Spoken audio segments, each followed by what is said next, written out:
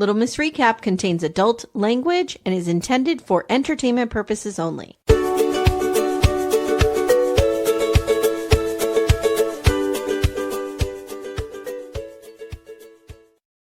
Hi, everyone. Welcome to Little Miss Recap. My name's Amy. I'm here with Amanda today, and we are doing BT90, in which someone literally shits the bed. Literally. Amanda? Amy. Amy. You knew I was leading with this. We went out to dinner last night with friends who are also fellow reality TV aficionados, and they are not watching Before the 90. And I said, you have to, because this season is epic. It's wild. It is epic. 90 Day Fiance has not been this good in a long time. Yeah, it's really good. The Single Life, I'm on. But Before the 90, this is a good season. I agree. Really good season. I agree. Guys, if you haven't already, please check out my coverage with Brian of America's Next Top Model documentary. That was a wild journey. It was excellent. I listened to it last night. Oh, thank you. Thank you. He's great. He's like a fountain of knowledge. He knows so much. He's so funny, and he's got a great voice. Let's just say that. Yeah, he does. Had a very nice voice. And then Axel and I did the Traders finale and reunion together, and that's it. Our Traders coverage is wrapped up. Yeah, we watched the finale last night. We've not watched the reunion yet. You're not missing much. Well, what I heard is that Michael Asshole goes after Johnny Weir. Oh, very lightly. Oh, okay. Very lightly. Todd read something that made it sound like no, it was not at all. Okay. It was like 2 seconds, and it was pretty benign. Oh, okay. For what could come out of Michael Rappaport's mouth, it was pretty benign. I just don't feel like, and I told Axel this, I just don't feel like the Traders needs a reunion. Yeah. I feel like when you're an ensemble cast and you're all together all the time, you don't really need a reunion. Agreed.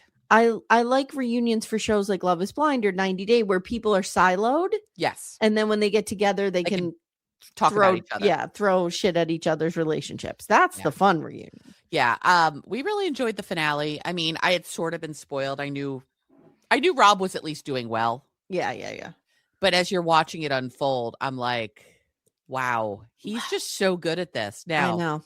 We had an interesting conversation about, Boris says at the end, he better, never get a girlfriend who's watched this show. Mm-hmm. I don't think doing well at this show proves that you'd be a terrible partner. I agree.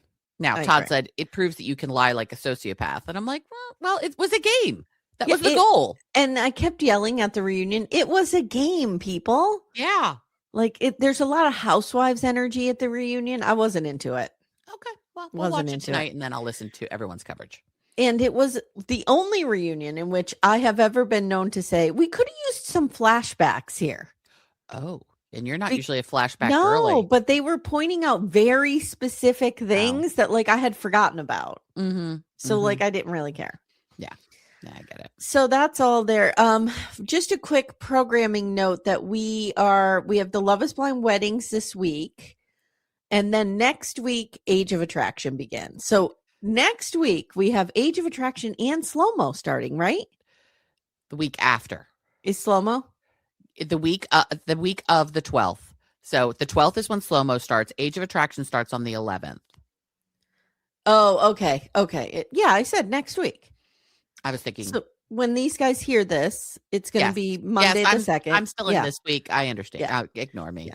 So Love is Blind weddings this week. Next week, Age of Attraction comes out on the 11th. Becca and I have screeners. We're ready to go. We haven't watched it yet, so I can't report back. Oh, so you'll have to do the reunion and Age of Attraction at the same time. Right. So that was what I was going to say. So the reunion, we do not get screeners. So the reunion will probably be out Friday or Saturday of next week. Okay. And Slow-Mo starts next week. So we are doing Secret Lives of Mormon Wives season 4 on Patreon, like we did season 3. So the first episode will drop Try Before You Buy, and then the rest will drop the consecutive 5 days afterwards. Understood. It's a pretty good season. It is a pretty good season. Mm-hmm. It is a pretty good season. I'm enjoying it. Yeah, I'm curious to see the weddings. I have a sense of how it's going to all shake out, but I do not know. You mean Love is Blind? I was talking about Slow-Mo. Oh, Slow-Mo. Sorry. No, that's okay. I'm all over the map. Slow-Mo's a really good season. It is a really good season. Yeah. I have not watched 3 and 4 yet, but we're recording those tomorrow. Yeah. All right, guys, let's talk about what we're here. It's a lot of Amanda, but Don't you have some hot goss? We're gonna start with hot goss. Awesome. Today. Okay. So here we go. Let me get a timestamp. Okay. Let's talk about Jovi. Jovi Shire, shall we? Oh, Jovi. You know this made TMZ. Yes. Yeah. Okay. So let me just read the TMZ and then you and I will talk about it. Okay. So 90 Day Fiance star Jovi had a rough night at Nobu, New Orleans. He and his buddies got booted from the fancy restaurant after a heated argument over Wagyu dumplings, which I would fight to the death over a Wagyu dumpling. I'm not going to lie. Yeah, I'd like to try a Wagyu dumpling. Sources familiar with the situation tell TMZ Jovi and 4 friends showed up at Nobu in the Big Easy. Everyone except Jovi was wasted. Sure, Jan. Uh-huh. Mm-hmm. We're told after the group was seated at a table, they ordered beer, tacos, sushi, and the dumplings. And one of the friends went to the bathroom and vomited, and they were causing a scene. So they were cut off. Yes. Okay. What happens? So that's what the official story in TMZ is. Now, we will tell it how it unfolded. Yeah. So all of a sudden, for no random reason, Jovi one morning woke up and chose violence. And he posted a TikTok or an Instagram reel or whatever with him basically in the face of a Nobu server. Yes. I believe that was the manager, but yes, he's screaming at this Nobu person. Yeah, it was very Karen, can I speak to the manager? Very. And it was like, why are you cutting us off? Da, da, da. And the guy is like being calm and nice and is just like, please sit down, please, like trying to de-escalate. Sure. Jovi is acting like a total fucking idiot. Yep. Thought that this was a good look. Yeah, no one would ever had to have known about this if he had never posted about this. But it's one of those cases where you're watching this and going, oh, you think you look good. Yeah. You think you're the winner here. It's one of those posts where there's a million comments like, you could still take this down now real quick. Right. We could all forget about this very quickly. Yes. So then he doubles down and he puts out another reel. And he's like, what you guys need to know. And he's like trying to explain it away. Meanwhile, servers are chiming in on the original post and being like, dude, you were obnoxious. You guys were trashed. Somebody puked all over the place. Right. We were cutting you off and you deserved to be cut off. So this is not a good look, Jovi. No, and this is not like they went to a bar on Bourbon Street and they could be all loud and obnoxious. Sure. Nobu is very high-end, elegant, fancy, adult, mature restaurant where we should be acting accordingly. Yes. If you want to go and like puke in a bathroom and do it up, go to Bourbon Street and go to any number of a dozen bars on every block. Yeah. Where you can be this person. But this is not the place to do it. I agree. And now you look like a jackass. So that's Jovi. Okay. How is your love affair with Jovi going? I don't like Jovi. Okay. I did. I excused Jovi's bad behavior for quite a while because I thought he really loved Yara. Yeah. And I thought that he was a good dad, but Jovi he's got a drinking problem. He does. I'm not here to say he's an alcoholic. He just needs to re-examine his relationship with alcohol. That's all I'm saying. Yeah. Like, I don't know if it lives in his heart, but right. I don't know if it's to that level where I would be like, this guy's an alcoholic. There are some people who have been saying that, but I'm not going to say that. I don't live his life. I'm just saying, like, if you're often making bad decisions and you're under the influence of alcohol, you might want to re-examine your relationship with it. Agreed. Okay, next up, on February 25th, a certain Molly, Forrest's mother, took to the social media. Girl. Okay, here we go. Hello, I'm Forrest's mom. I've stayed quiet up until now, haven't responded to comments. I will not violate my NDA. I'm paraphrasing slightly, guys. Sure. There is a false claim circulating that I'm Forrest's caregiver or that I receive or have received financial support or compensation from Forrest or Sheena. This is simply not true. Neither Deb nor I have been Forrest's caregiver. The only caregiving we've ever provided was when he was a minor, as any parent would. We worked very hard to raise him to be independent, self-sufficient. We're proud of him for achieving that. Forrest has lived on his own since he was 20. well, you're always there to question his choices, Right. though, and knock them down. So You there's that. are, you're hovering constantly, but Yes. okay, sure. Yeah. We never received financial support, assistance, or any type of payment connected to Forrest, not from him, not for him, not from anyone else on his behalf. I've seen a lot of posts filled with misinformation. Please don't believe everything you read. If you have questions, you could politely ask any of us. And she tags Forrest, Sheena, and Dev, which I'm interested in looking at Dev's Facebook. Yeah, what does Dev's Facebook look like? I feel like that's going to be a treasure trove, or it's going to be the most boring thing on the planet. And she said, we will answer what we are able to without spoiling the show or violating agreements. I hope this clears up the confusion. We are not Forrest caregivers. We've never received money for him. We don't want any of their money. And look at that. You didn't even have to hear my annoying voice today. Thank you for your time and support. So I'm going to say two things. Number one, I never thought she was scamming money off of him. No, I didn't either. No. So this did not come from Now, maybe anybody I listened to. No, it's none of our people. I'm sure there's other people, though, who are gross. And number two, I'm just going to say it. She handled this well. Yeah. Like, no, she wasn't aggressive. Nope. She wasn't like, fuck the haters. Right. She was like, oh, I want to clear this up. I'm happy to answer any additional questions. Right. I won't violate our NDA. So if I say I can't answer, that's why.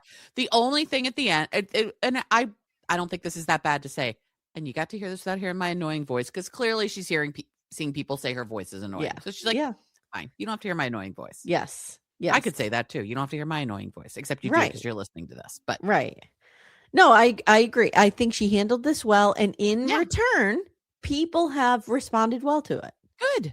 People are like, okay. This is what it can look like, people. Yeah. Yeah. Yeah. So there's that. Okay. Now, the next bit is Shibuti reporting. Okay. This is a 100% hot Shibuti exclusive tea.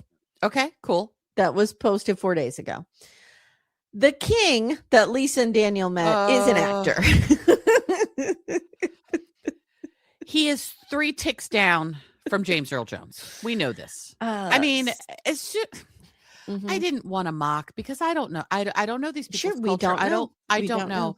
But I really felt as soon as we saw the stuffed animal lion that something was awry. So here is the identity of the king featured on last night's episode 90 Day Fiance. His name is Igwe Don Sylvester Nweke, Nweke. He's a Nigerian business executive, show business promoter, community leader known for blending entrepreneurship with media savvy and innovation. And then it goes into like all of his education and stuff like that. That's not important. On the entertainment side, he has made a strong mark in filmmaking, music, and show business promotions. So he's an actor, essentially, a promoter. Let me see if it says anything else. No, I don't think so. Okay.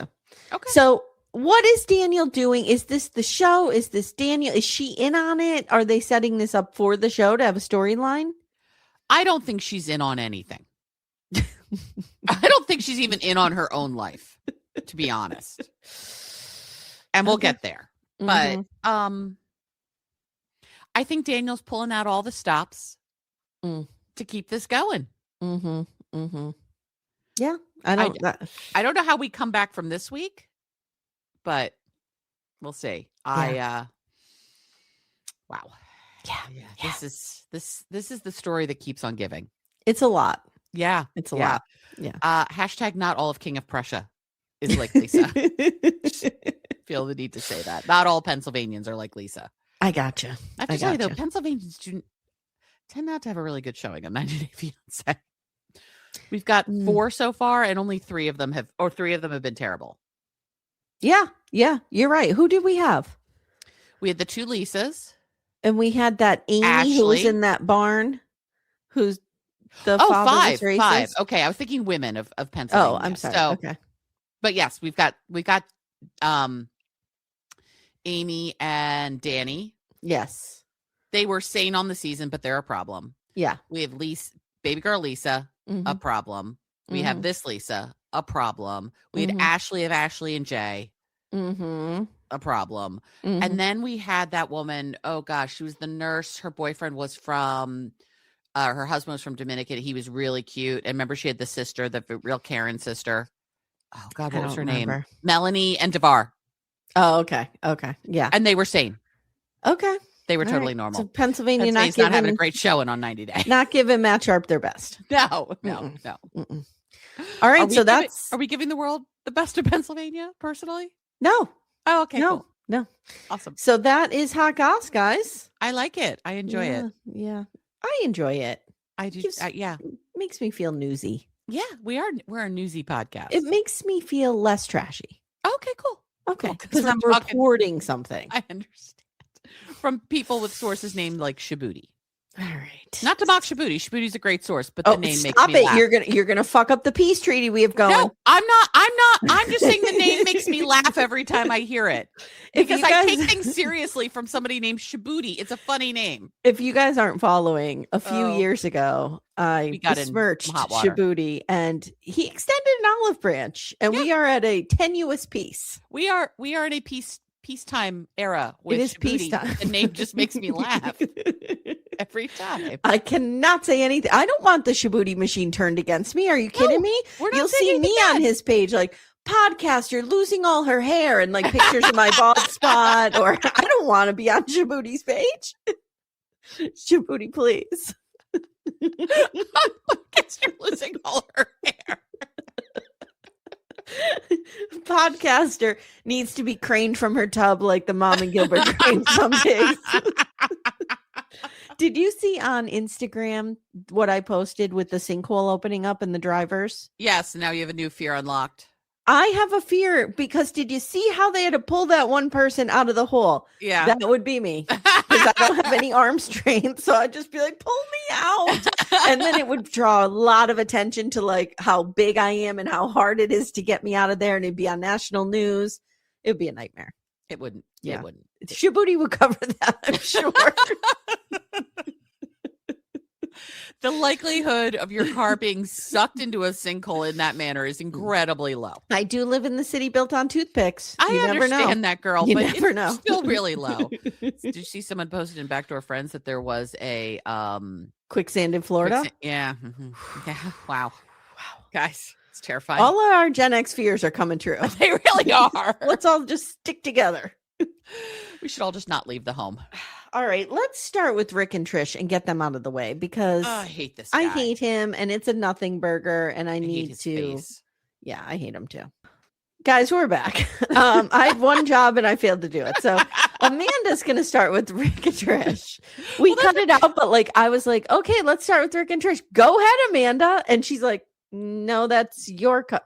See, I don't know. They're not mine. I don't have them highlighted on my list. They are your couple. Amanda, they're not my couple. I promise you they are. I have never done Rick and... Oh, shit, they are my couple.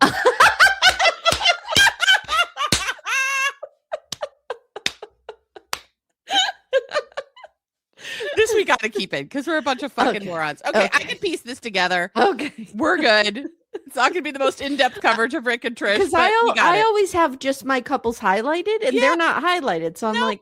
Nope. Okay. See, I copy and okay, we're fine. Okay. All right. The problem is we haven't touched Rick and Trish in like a couple weeks. So well, they fell off my radar. Yeah. Who wants to? Yeah. So we start with the day after he admits that he flew to Colombia after she, remember when Trish ghosted him, also known as not talking to him 24 hours a day.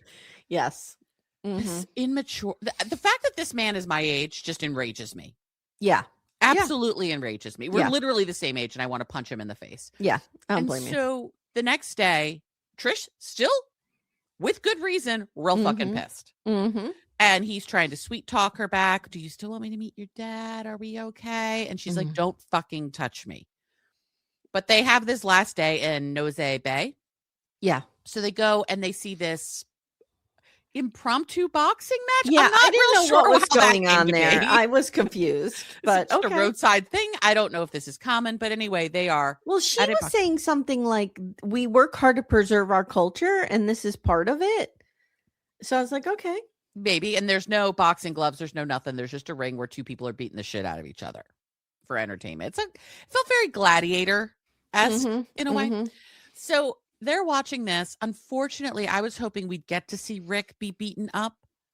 I know. Though was it Axel or Brian? One of our male BDFs, I believe it was Brian, posted Rick's old Wrestling pick? Not wrestling pick, a whole video.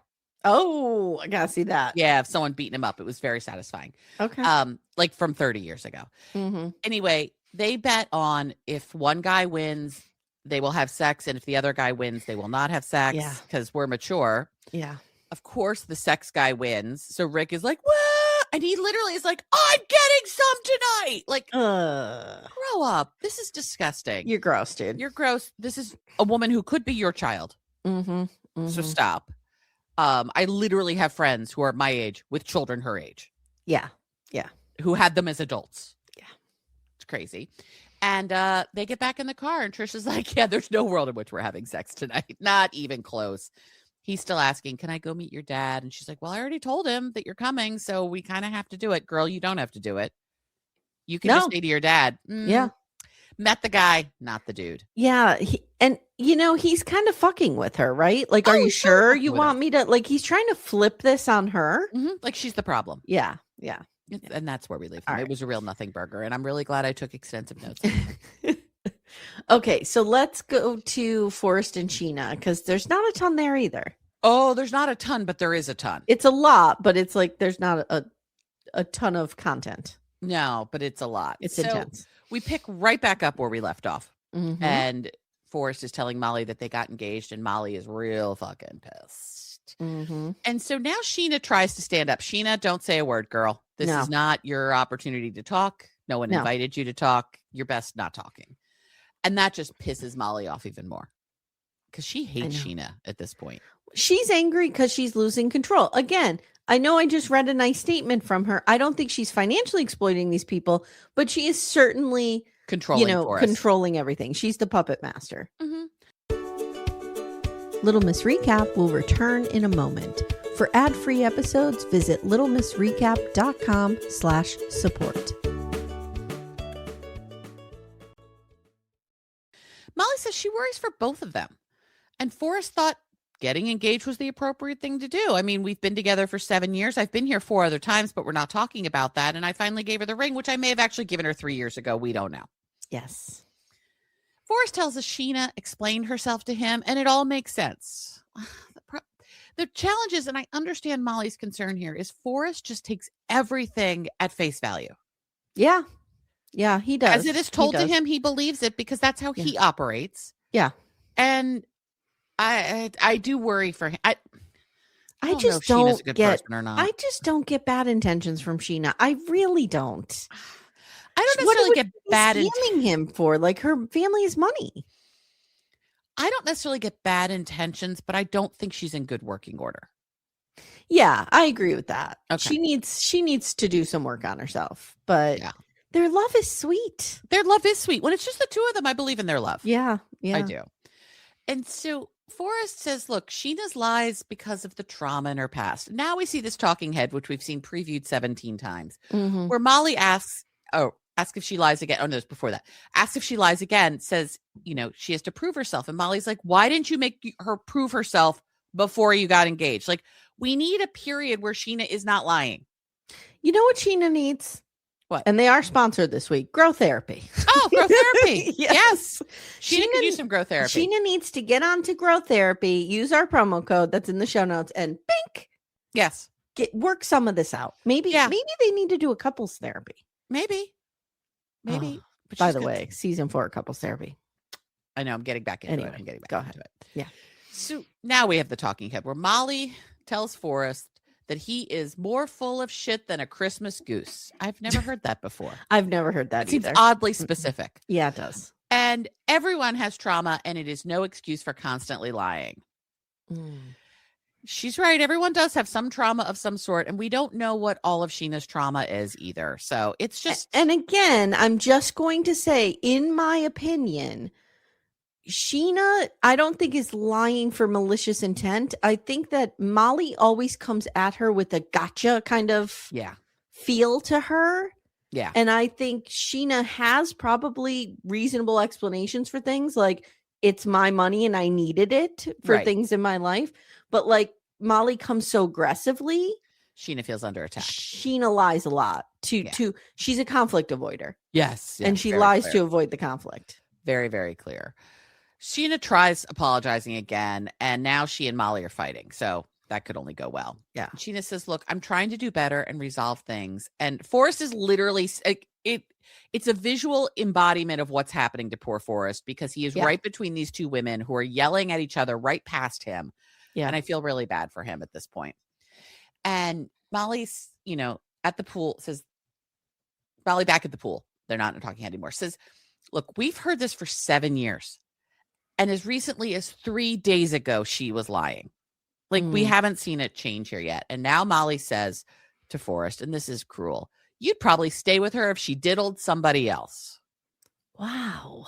Yeah, that gross. Was trashy. That was First of all, I feel like anytime we say diddled, it's not good. It feels like child adjacent, and I don't like it. It does. It's exactly what it feels like. It feels like an old euphemism that we don't use anymore because it was trying to make something that was absolutely inappropriate and illegal and horrific. Yeah. Right. Not as gross somehow by saying a cute word like diddle. I agree. I don't like it at all. I agree.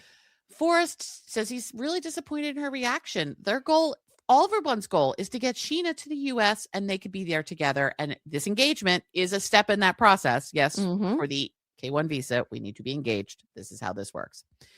Forrest is like, look, I'm just taking the dive. And if they're rocks, I'm willing to take it. It's my choice. He's right. He's right. And she has to let him go at some point. She does. I know it's scary, but she's got to. She does. And in some ways, this is a safe way to let go of some of the hold on him. Yeah. What bad is going to happen? Right. Like Sheena's parents seem lovely. Yes. Sheena seems lovely. We just seem lying about money. Forrest, just never send her money then. Yeah. Yeah. Then nothing can get hurt. Mm-hmm. The worst that'll happen is that Sheena won't save. Sheena needs to learn how to have hard conversations. Yes. Yes. Absolutely. Now, she says to Forrest that you're going to have to be paranoid for the balance of your life because you don't know if you can trust this woman. And she does make a good point here. And I hate to say that Molly made a good point, but she did. She says Sheena has 7 years of lying. And Forrest is like, well, you can't tell the future. She's like, I can't. But past behavior often dictates future behavior. Mm-hmm. And thus far, all of the past behavior is lying. Mm-hmm. So until we see a change, we cannot trust that the future will change. Yeah. I mean, the thing that I don't blame Sheena for lying under the glare of Molly. I've said it before. But the whole painting her parents as monsters thing went a little too far. It did. It did. If she had just said, I give my parents money because that's our culture and that's what I need to do to help support them, that's fine. But sitting there telling us that sweet Steve was going to kick her to the curb. Agreed. And beat her up if she didn't give them money. Agreed. That part wasn't great. Agreed. Now, Forrest tries to bring Dev into the conversation. Oh, Dev is just staring off blankly as if he does not want to be here at all times. I think he's dissociating. I think he's thinking about whatever it is Dev thinks about. I feel like he thinks about some weird shit. I think he's just sitting there thinking about some weird shit. And he asks Dev if this is appropriate, how Molly is acting. And Dev's like, this is a conversation about the two of them, not Molly. He's just like, I don't want any part of this. Dev's over there thinking about when he did ayahuasca with Robert Plant in the 70s. It's talking about some trip he did to some, Grateful Dead in some desert somewhere. One of his trips to Burning Man is what he's just, thinking off about. Forrest says they are going to make things easy. Will they be a part of our lives or not? Will you be a part of our life or not? It all depends on if you accept us. And now Molly is fucking livid. Yeah. She's really losing it. Yeah. And Forrest is like, I don't like your attitude. I'm not sure that was the right energy to come into this with here, Forrest. Yeah. Maybe a bit of, I understand your concerns, but you need to trust me would be a little better than, I don't like your attitude. Agreed. Forrest is like, look, I made it clear. You can't handle my decisions, and this is stressing you out, and we don't want to stress you out anymore, so we will kind of take leave of all of this. Okay. Now Molly starts mocking him and says, he's a grown-up now. You can make your own decisions. Well, Molly, yeah, he is. He's 33 years old, girl. I don't know what to tell you. Mm-hmm. I mean, to the best of our knowledge, it doesn't seem like he has any intellectual delay. Nope. He's just autistic, girl. Yeah. And that's it. Yeah, to the best of our knowledge. She just needs to give up the reins here. She does. And I know she's thinking like, I did it before and he got swindled and he might get swindled again. Yeah. But like, that's life. My parents didn't stop me from getting hurt. Yeah. You have to let people You have to let it happen. And she says, in her autism, she's just, or in her talking head, she's just trying to protect him because of his autism. That's all she's ever been trying to do. And I understand that's where she's coming from. I get it. But she's got to let it go too. And she is sure that Sheena manipulated him to propose. And that's where I'm like, where have we seen Sheena manipulate Forrest? Never. We have not seen that at all. Now, she cries to get out of trouble, which can feel like manipulation, but I don't think she's manipulating him to do things he doesn't want to do. I agree. And she says, Forrest is going to do what he wants. And she says, I feel like I've lost my son. Okay. Molly says to Forrest that he has done this to her over and over again. And she's starting to cry. And she's like, she's tired. I'm tired of him getting into messes and then bringing me into it. And then I have to pull him back out. And I'm just tired. Now he tells her to fuck off. Yeah. Basically. Yeah, he does. And he promises he'll never come to her again if it doesn't work out. And he and Sheena are going to be together. And he wants Molly in his life. And if Molly isn't sure that will work, sucks to suck. This is very Ethan Plath in the driveway. This is, but not nearly as exciting and satisfying. Agreed. Unfortunately. And Sheena's like, have a good night. And they go upstairs. And Sheena tells Forrest that she's sorry as they're walking away. They're holding hands. It's very sweet. Yeah. She wanted a better reaction for them. And Forrest says he never thought his mom would do this to him. And losing her wasn't something he anticipated. And Molly is his best friend. And he can't believe he's losing her over this. And Molly tells Dev, it's time to cut that it's time that mommy cuts that cord. He is on his own now. And Dev just sits there staring blankly into the abyss of his life. I don't know. Dev's like, if I jump into this pool, can I hope for a head injury and I'll drown?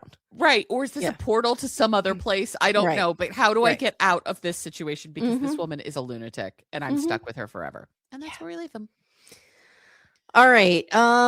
Elise and Joshua, I can't figure this out because I'm wondering if they're the short story that's going to fizzle out. Do you know what I mean? Yeah. I mean, I think we've got one or two of Emma left. Zied's gone. Yeah. For sure. Yeah. We've got a little bit of Emma left. Okay. Amy, you have notoriously said on this podcast and many others that you have a terrible picker. I do. What do you think of Josh? He's hot. He's hot. That's fine.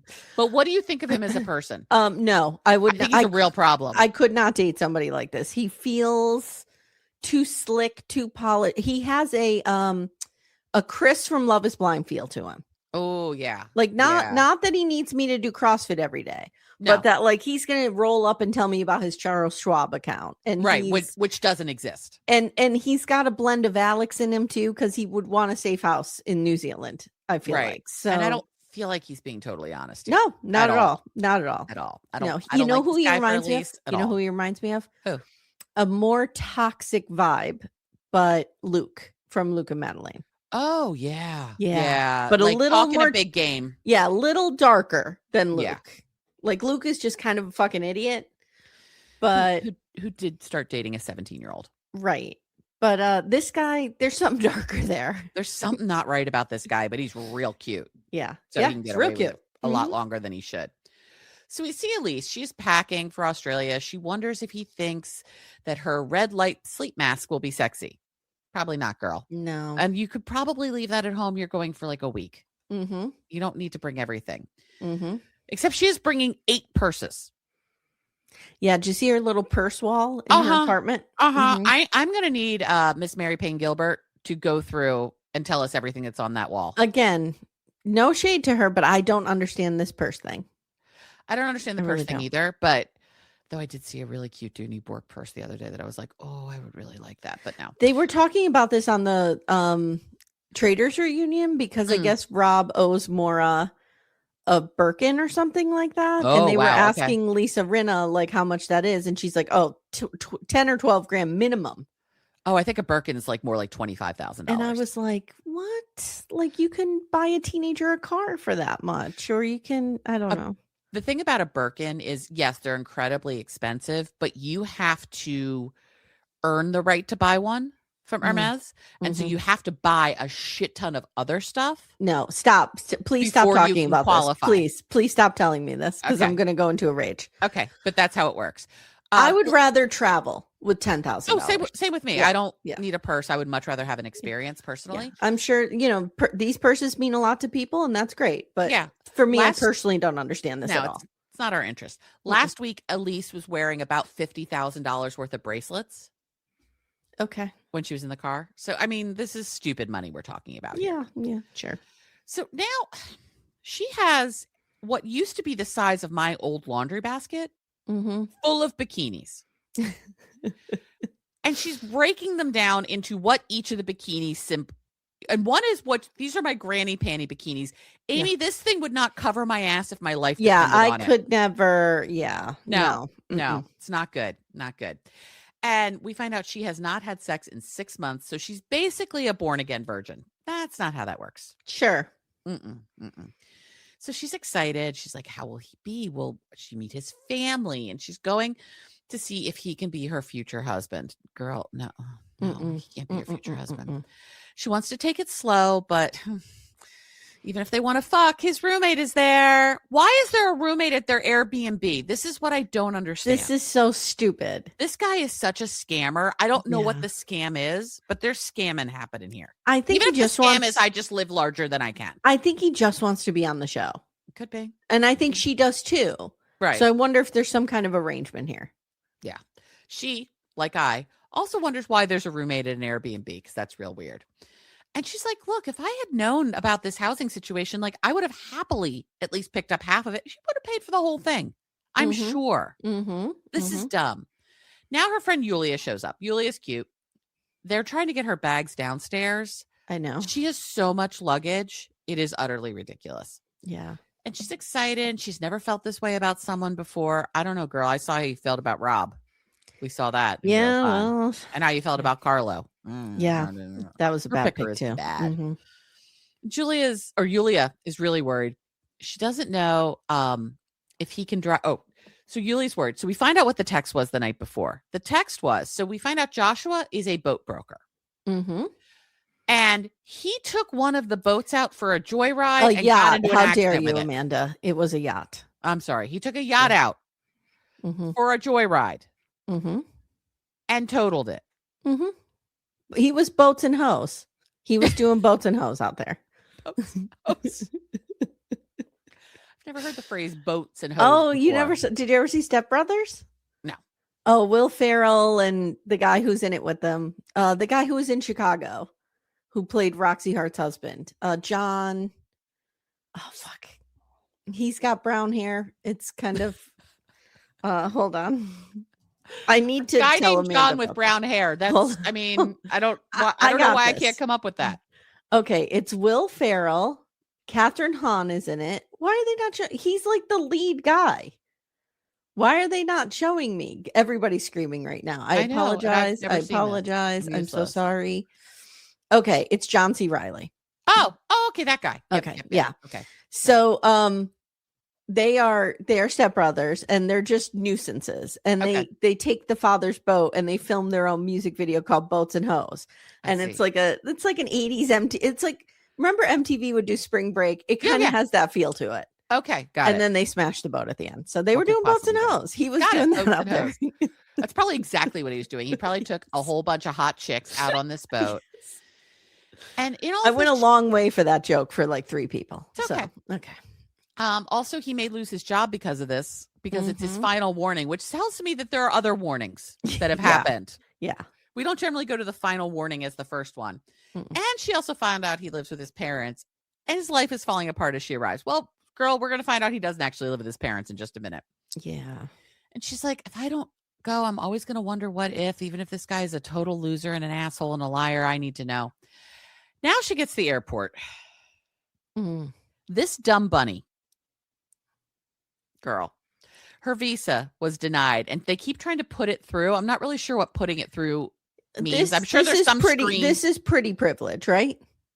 Yeah, I think so. Yeah. I think someone fixed this for her because she was hot. Yeah. So this dumb bunny transposed her names on the visa application. She put her last name in the first name box, so it wasn't matching her passport. So it was turning into a problem. They fixed it somehow. Now she can go. It's great. I could be at that airline counter for 3 weeks and they wouldn't fix this. Elise shows up, bink, it's fixed. So now we don't get my 24 hours before. We get the 28 hours later, because we're now in different days because we're across the different international time date zones. line. Yeah. And of course, we begin with scenes of Australia. There is the token didgeridoo playing because Australia. Yeah. That's the only sound that comes out of Australia, according to Matt Sharp, is the didgeridoo. I'm shocked there's not like a crikey in the background. And a Fostas. And I don't know. Where's Crocodile Dundee? That's what we need to know. Right. And, second time he came up in my podcasting this weekend, because I said Rob R should have a snake show on National Geographic like the Crocodile Hunter. Oh, and then I started saying, was the Crocodile Hunter like Crocodile Dundee? And then we were having a whole conversation. Got it. Yeah. I used to love that movie when I was I love that movie so much. Oh, God, Paul Hogan. Everything. I was real into that movie. So now we meet cutie patootie Josh, who's probably a huge problem. Yeah. He tells us he's sort of in between places right now. So he and his friend Chris got a rental for when Elise is there. He's nervous. He's excited. Chris hung some really weird photo of Josh above his bed. I don't understand what that is. We find out to stake his claim. Yeah, I guess so. It was creepy looking. It was weird. It was one of those things that I feel like, there's those, you see paintings or photographs where no matter where you go, it looks like the eyes are tracking you. Oh, yeah. I feel like it's like that. Yeah. Creepy. You're right. I don't know why, but it's creepy. So we find out Elise and Joshua have been talking for 6 months. He's excited to meet her because she could be the one. She's beautiful. Thankfully, he does say things about her other than she's just hot. Yeah, he does. He does. She's a good listener. She cares about people. And he knows when he meets her, he will be obsessed with her. And he hopes it goes both ways. So we'll also learn that today is the Melbourne Cup race, which is a huge thing. I'm getting the sense that it's like the Kentucky Derby of Australia.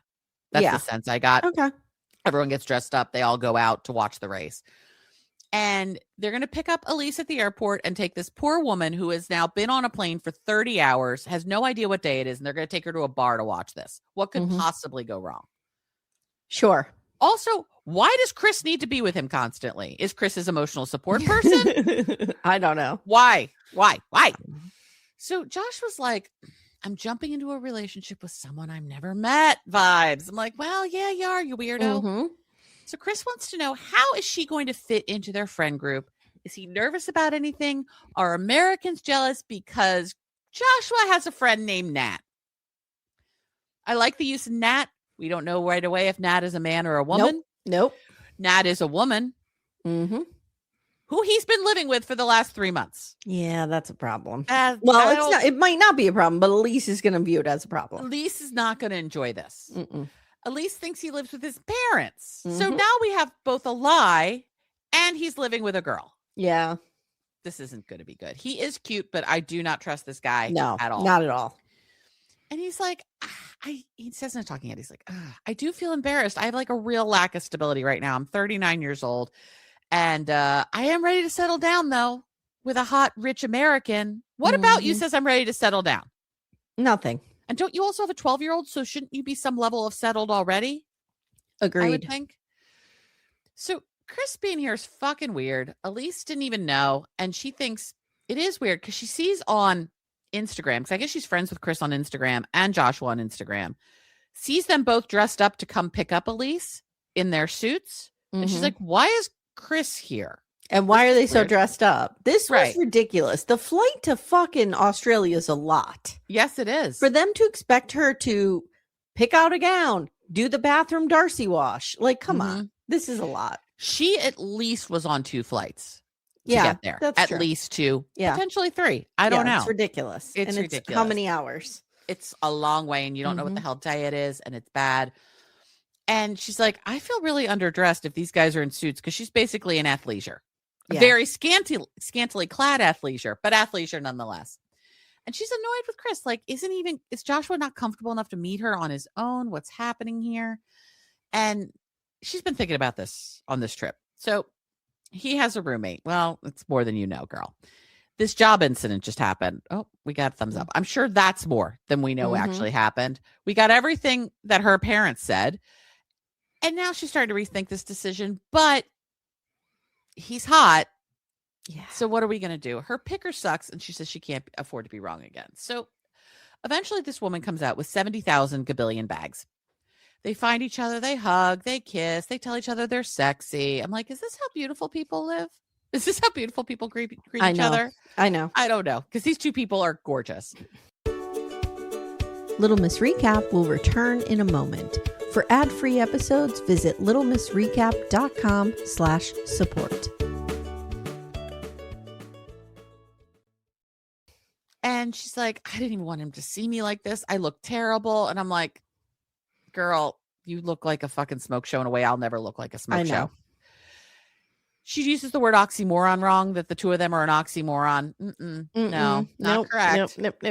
She says she was nervous, but now she has to follow her heart and see what feels comfortable. And he feels comfortable so far. She's like, so what's with the suits? Why are we all dressed up? He's like, oh, it's Melbourne Cup Day. We're going to go to a bar and celebrate. And she's like, what? And then they open up her suitcase right there and pick out a dress for her to wear. In the middle of the arrivals area at the Sydney airport. These idiots are going through her suitcase, trying to find an outfit. They pick out a dress. She's like, that's not slutty enough. Yeah. Okay. And he likes that she's just willing to roll with this plan. Like, what choice does she have? Because you now told her this is the plan. And we have Chris and Joshua talking outside. He's like, she's a firecracker. We see Elise doing the full Darce in the bathroom, getting on this dress that basically she comes out and looks naked. Yeah. Immediately. And she says the chemistry is there, so she's going to do the best she can with it. And she looks great. And they walk off together to go to this bar. And that's where we leave them. Yeah. All right. Aviva, Stig, Aunt Spring, and Corinth. And the dad. We got a lot going on here.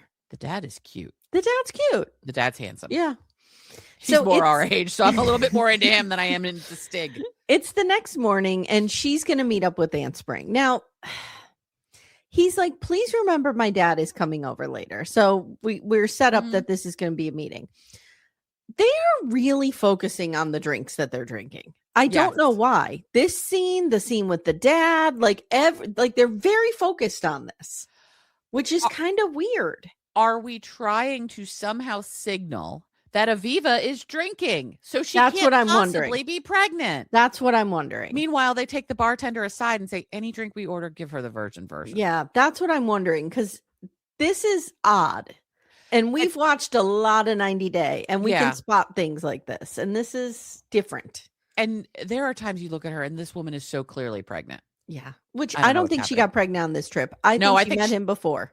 I think this is a reenactment. Yeah. So she meets with Corinth and Aunt Spring. Like I said, they're having strong mojitos and daiquiris. Again, making a point to share the order and to it's weird. And Aviva asks Aunt Spring for her side of the story. And Aunt Spring says, this was a friend of Corinth. She has no reason to lie. Mm-hmm. Corinth shows her the picture. And she says, this woman that I've been friends with my whole life is telling me she has a relationship with Stig. She's been telling me this for months now, that they're off and on. They have a relationship, sexual and everything. Yeah. Ugh.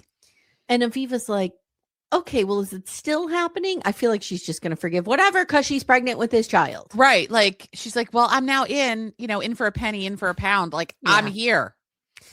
So they decide they're going to call this girl up. And Corinth is like, when was the last time you had sex? And the woman says, last month when they were here in Placentia.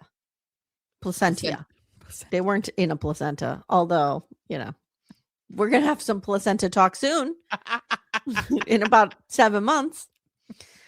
So then she's like, are you guys still communicating? They do still communicate. And he has told her that he's single. So he's not even told her about Aviva. No. Then this woman texts back. So they hang up. And a few minutes later, Corinth's like, oh, I got another text. And she's like, by the way, we have an upcoming trip planned for the end of the month to San Pedro from Friday to Sunday. And that is exactly when Aviva is set to leave. Now, Aviva does the absolute wrong thing here because she should have let him walk into that trap. Yes. I was like, this is perfect. Yeah.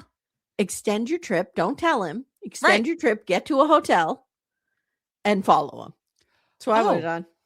Oh, yeah. I mean, that would be it. Or extend your trip and just like the day before you're about to leave, go, baby, I decided to stay longer because I don't want to leave you yet. Yeah, but he would just text that girl and be like, I can't do it. Yeah. Something came up. I don't know. I would just like to see him be like, trust me, this is the kind of guy you've got to catch red-handed. Okay. Because he's too slick. He's going to wiggle his way out of it if he has 1 ounce of forethought. Room to do it. Okay. Yeah. It's fair. So, Aviva tells the camera, sounds like this girl has a casual relationship with Stig. Not really a girlfriend, but, this is enough for me to be upset. Yeah, it should be. Because, again, they made the bargain to be exclusive. Yes. Like a month ago. So Stig's dad, Dwayne, is in town, and Aviva is bringing Aunt Spring with her. So they're all meeting, and I'm like, is Aunt Spring going to hook up with Dwayne? We don't know. Is there a love match here? Oh, I would. Because don't forget, she wants to stay there. She does, and she's getting divorced from her other cheating Belizean husband. So they order some panty rippers. We're focused on the drinks again. This is weird. Do we know what a panty ripper is? This is a drink I have not heard of before. No, and they're beeping it, which is weird. Ripper drink. Okay, what is it? Panty ripper, often called a panty rippa, is a popular sweet tropical cocktail known for its simple 3-ingredient recipe. It's wild. Okay, well, what are the ingredients? Okay, coconut rum, pineapple juice, and a splash of grenadine. Oh, that sounds good. Okay, yeah, that'd be fine. Really sweet. It's really strong, but it sounds yummy. I could have one of those. Yeah, I could too. So maybe I'll try to have one on my cruise. So I just wrote, are they going to bring this up in front of his fucking father? Yeah, they are. Yeah, of course we are. So Stig tells the camera, Aviva has been ignoring me all day. I'm really anxious. And we get a flashback of him and his dad in the hotel and him telling his dad what had happened. So now they're confronting him about what he calls, which Stig calls, the random girl I took a picture with. Okay. Okay, dude. So then, like I said, Aviva's kind of like, are you going to San Pedro this weekend? Girl, you played this all wrong. Yep. All wrong. And even if you don't stay, you get Aunt Spring to stay. Yes. And follow him and take pictures. Get some boots on the ground somehow. Yeah. Like get Corinth in on it. This guy will weasel his way out of anything. You've got to catch him red-handed. Yep. It's the only way it's going to work. So dad goes, wow, like my son is a dog and I never expected him to settle down. Okay. Wow. They show dad the evidence and dad says, well, are there texts that say like, can I meet you or can I see you?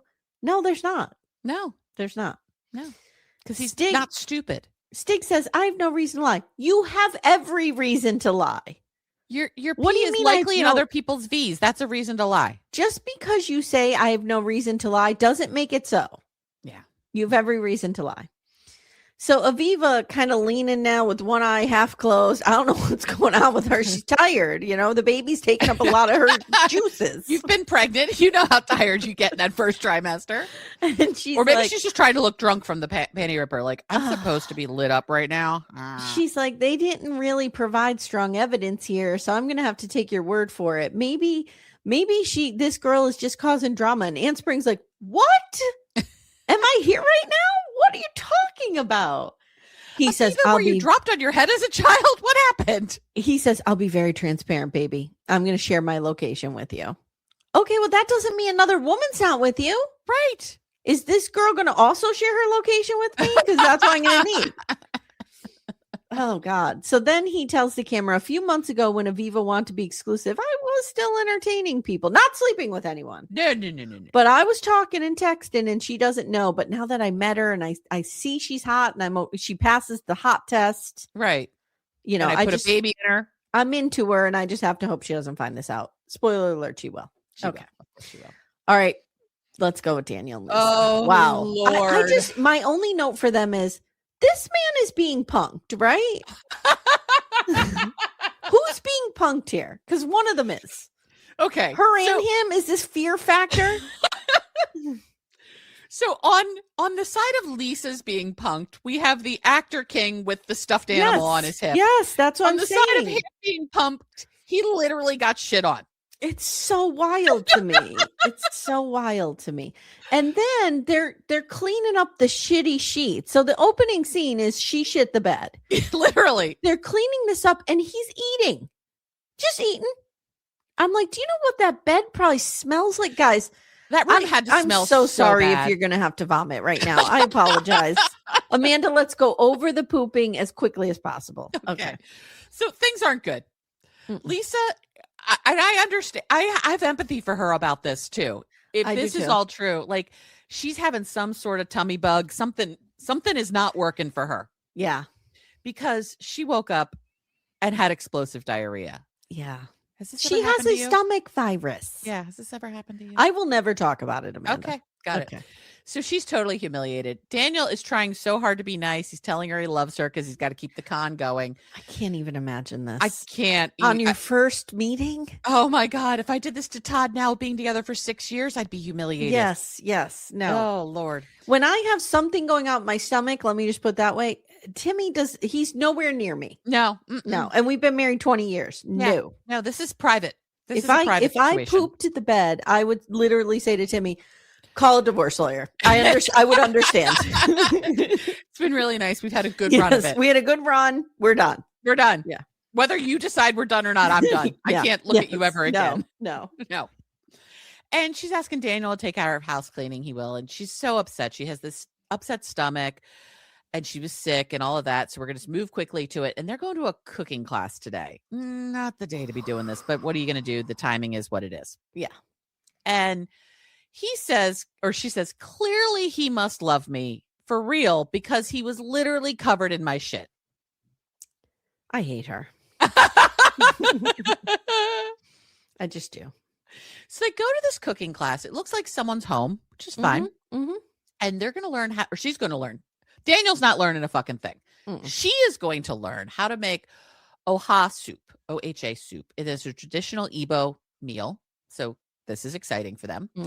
Lisa looks absolutely horrified and greener than green at all of these ingredients. She has a stomach virus. She can't imagine doing this. Stay in the hotel. Yes, and just have some Gatorade and some just saltines. Get it out of your system. Let him go wherever he needs to go. Yeah, she needs like 2 days alone to let this work out of her system, and then she could be done. Yep. Daniel's just sitting there telling us that Robin Brown style, just sitting there. Tells us that she needs to learn how to be an Igbo woman.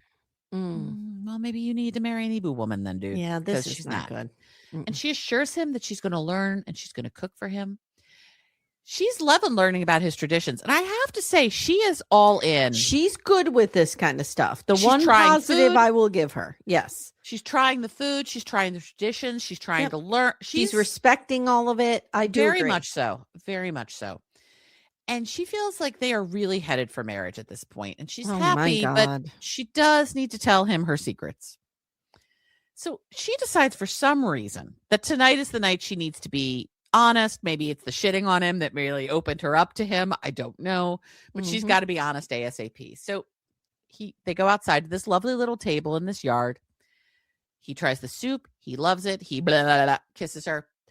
She's not eating because of her stomach issues, which is the right choice, girl, except you're going to make a poor choice in a minute. She's not eating, but what is she doing? She is downing an entire bottle of wine. Yes. Like, what are you doing? Well, she's stressed. She's not. That would be the last thing I would do. Oh, I'd be like, just get me water. Just water. Gatorade, all that, whatever you got to do. And she's like, I want to talk to you about something different than what we've talked about before. She's like, you know how I said I've been married a couple times? He's like, yeah, I know about Faith's dad, which, okay, sure. He knows she has a child. Okay. He could buy the Faith's dad marriage. Yeah. But I don't know any of the other details. She's like, well, I've been married 5 times. And the reason I think this is fake, is because he keeps responding, tell me about these men. He keeps emphasizing men. This is recreated or fake, or this is why I wonder if she is in on this. Or is this just his culture? No, it was weird. He really kept emphasizing it when he didn't need to say men. And she kept doing everything other than that. So let's just play it out as it happened and we can break it down. So Daniel's doing a lot of sucking of his teeth and throat clearing as he's processing all this. Yeah. And he's like, why didn't you mention this before? She's like, well, I mean, I told you of two of my ex-husbands, because she told him about the male ex-husbands that she had, or the ex-husbands versus the ex-wives. Yeah. And she's like, you never asked, so I just never said anything. And now I know how absolutely stupid that sounds. Daniel's like, you can marry 100 men, but once you meet your God-given husband, it lasts forever. And clearly I am your God-given husband because I want to go to America. See, like, I don't know. It's just, he's laying on the husband man stuff when, like, I don't know. I just feel like it's overboard. And that's why I feel like it may well be us. And Lisa says, one of my husbands cheated, or one of my spouses cheated on me. And he wants the breakdown now of each marriage. So she just goes straight to the fifth one, the most current one. They were married for a few months and they ran off. The work that Lisa is doing to not use she or her in this or he or him. Well, maybe her wife wanted they them. Maybe. And then her wife could very well be a they them. That's possible, but I don't think that's it. I think she's just trying not to let out the lesbian portion of her program quite yet. And they ran off to be with somebody else. Lisa couldn't even find them, but she did file for divorce, but she's technically still married. And she says, I wanted to tell you before we got engaged, but you did it right at the airport when I got there. So clearly it's your fault for proposing so quickly before I could tell you. Sure. So Daniel says, I've been sleeping with another man's wife. I'm like, dude. Now that felt natural. That feels natural. And he keeps repeating that because I think that's something that's really baked into his culture. You don't do this. I agree. I've slept with another man's wife. I've committed this horrible sin. I'm like, oh, buddy, you don't even know. And Daniel's like, look, sleeping with someone else's wife is a sin. My tribe will banish me for this. Are you on suddenly Amish now? What's happening over there? Yeah, that's intense. Exactly. She's like, well, I mean, I haven't been with this person for 9 years. I couldn't even find them. And he's like, look, we talked every day and you never told me this. And she's like, well, I try. And he's like, shut up. Not great. So she cries that she's scared to tell him, but the divorce is almost here. And he's like, look, I've told you everything you need to know about me and I've hidden nothing from you. And you hid this big thing from me. And that's not cool. And we're going back to sleeping with another man's wife. It isn't love and all of this. And she apologizes and she's crying. And he's like, my uncle came all the way here. My friends came. We went to see the king, the actor. The king with his stuffed lion on his hip. And she's like, I didn't know she had these secrets. So he lied. It's just bad. And she's like, I didn't lie. And she's just losing it. She is coming apart at the seams. She apologizes and asks if he wants the ring back. And so she takes it off and puts it on the table and she'll leave. And she goes off crying and she's leaning against a car, sobbing. Daniel just keeps saying he's been sleeping with another man's wife. She continues her sobbing. She feels like she's dying. This isn't going well. And Daniel says he's committed the worst sin. He feels poisoned. The producer tries to explain legal separation to Daniel, and he's not interested in any of that. Yeah, no. He's like, we don't do this. This is a huge offense in my culture. And he could be banished because of her lying to him. And he doesn't even know how to talk to God or the ancestors. Remember, we've had the ancestors weigh on this. We've had God weigh in on this. We've had the fake king weigh on this. Yep. How is he going to unravel this with everybody? He has to ask their forgiveness for everything he's done. Lisa comes back whining and apologizing. She even gets down on her knees. I know. She needs to stop this. And is begging him. Yeah, no, please. No. Girl, you just need to accept you done gone fucked up and go home. And trust me, this guy's not telling you everything. He's like, I've been so honest with you. Okay. What about that other woman we were texting? Remember the woman who blocked Lisa because she was jealous? Yeah. Okay. She's like, look, I came here to tell you in person. I love you. I'm so sorry. And he tells her that she messed up. That's all he has to say. He walks off, asks them to stop filming. Lisa now has a total and complete breakdown. She feels empty. She doesn't know if he will forgive her. She hasn't even told him everything yet. Because remember, we have the lesbian situation. And she is now ready to drink this and the next 3 bottles of wine she can find. She's downing this so quick. She just keeps saying, I fucked up. And she hasn't eaten in like 2 days now. No. So that's what I'm saying. Like, drinking alcohol dehydrates you. Yes, this is not good. What are you doing? Good. What are you doing? He's like, she called me a liar and a scammer. She's the real scammer. Well, he is right. They're both scammers. They're both scammers. Mm-hmm. And then he says, I thought white people tell the truth. Daniel. Wow. Dude, that is a wild assumption. Dude, I need you to spend 5 minutes in America and I can disprove you of this very quickly. Have you heard of colonialism? Like, no. We don't tell the truth. No. Meanwhile, Lisa is sitting there getting trashed. He says, I believed her. What did I do to deserve this? And she whines. She's been separated for 9 years and I didn't know where she lived. And fuck, Daniel. I'm like, Daniel doesn't even know that this is a she that we're talking about. She's hopeless.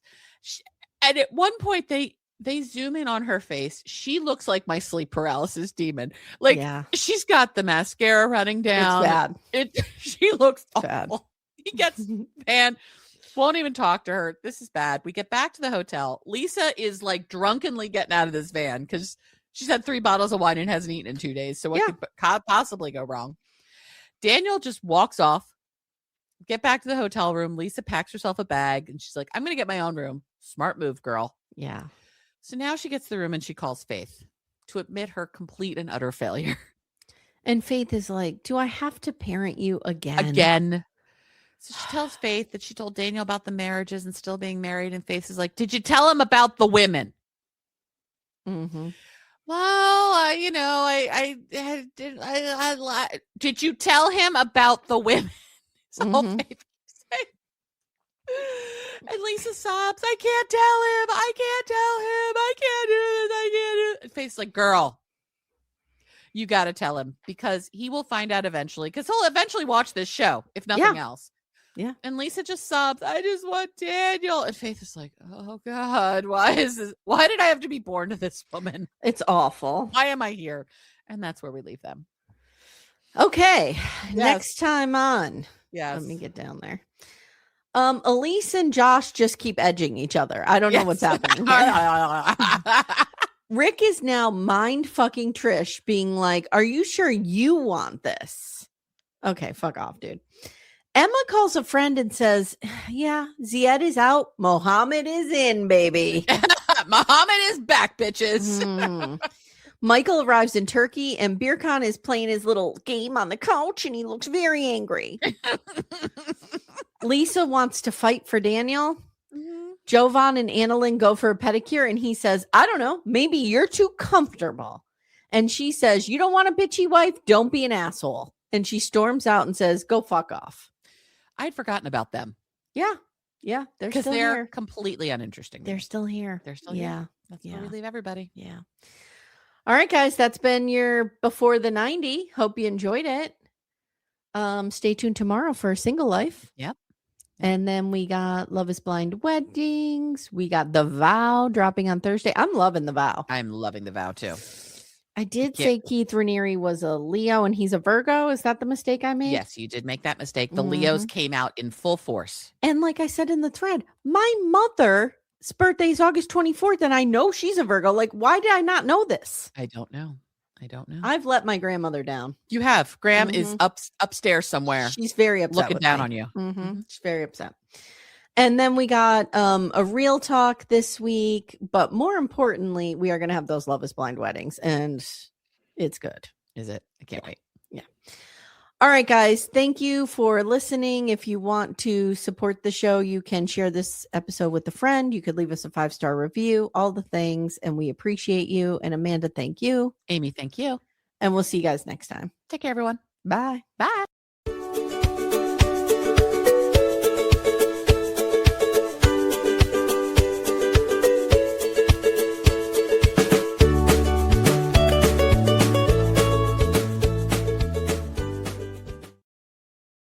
With so many options, Why choose Arizona State University? For me, the only online option was ASU because of the quality. Their faculty was really involved with their students and care about your personal journey. The dedication to my personal development from my professors, that's been extremely valuable to me.